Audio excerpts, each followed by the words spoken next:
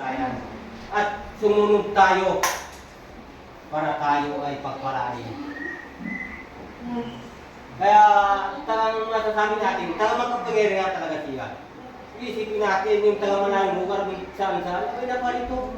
Para tayo ay kung naman mabigyan ng liwanag ang ating kaisipan. Para tayo magkaroon ng lakas ng loob o kaalaman sa atin. Sila na yung bigay.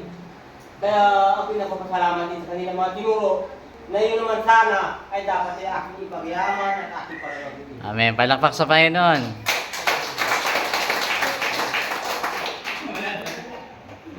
Lahat mag-share.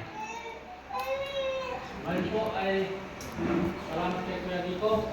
Tatawagan naman natin si Kuya Pabin mula sa Kuya Pabin.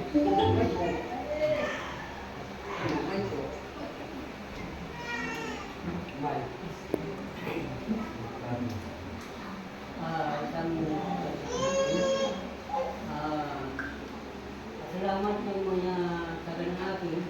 Paminsan ako medyo nanghina.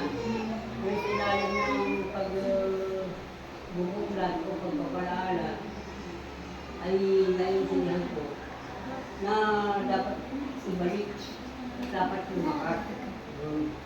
Dahil na alam ko yung mga ikakot. Pero ilalim ng hindi ka nakakapag-ikot o walang nag-scarring ay na kung nagpunta ko yung pagkatakupan.